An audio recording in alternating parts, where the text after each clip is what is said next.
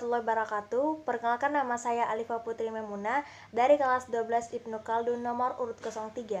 Saya akan mempresentasikan tentang uji kompetensi bab 2.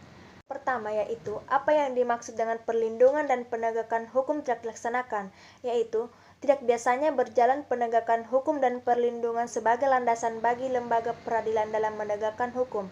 Jika kedua opsi tersebut tidak dilaksanakan, maka tidak terjadi penrealisasian tegaknya supremasi hukum, tegaknya keadilan dan mewujudkan perdamaian. Untuk soal yang kedua, yaitu mengapa perlindungan hukum tidak akan terwujud apabila penegakan hukum tidak dilaksanakan?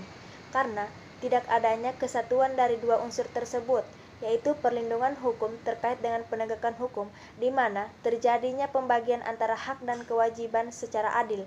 Jika perlindungan tidak terwujud, maka semua aspek penegakan hukum tidak akan berjalan karena mereka adalah satu kesatuan yang terkait. Untuk soal nomor ketiga, yakni mengapa perlindungan dan penegakan hukum mutlak harus dilakukan dalam sebuah negara demokrasi?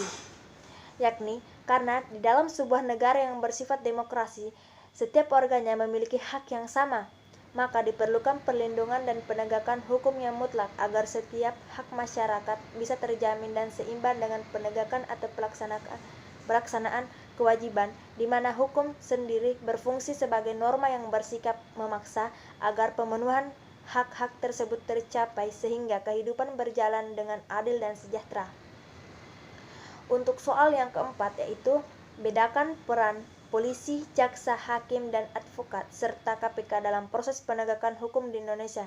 Yang pertama, peran polisi adalah memelihara keamanan dan ketertiban masyarakat, penegakan hukum, memberikan perlindungan, pengayoman, dan pelayanan kepada masyarakat, serta penangkapan terhadap pelanggar hukum.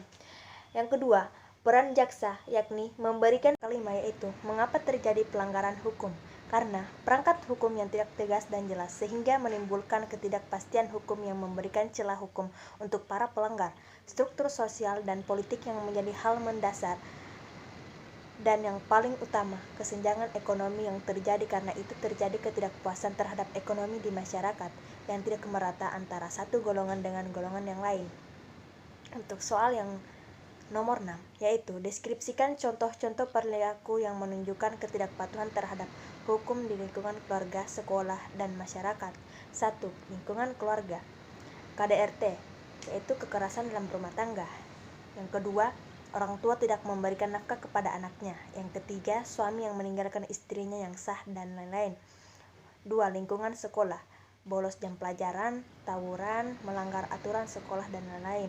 Yang ketiga, lingkungan masyarakat, mencoret-coret tembok, berjudi, dan pembunuhan. Sekian yang dapat saya sampaikan, kurang dan lebihnya mohon dimaafkan. Wabillahi taufiq wal hidayah. Wassalamualaikum warahmatullahi wabarakatuh.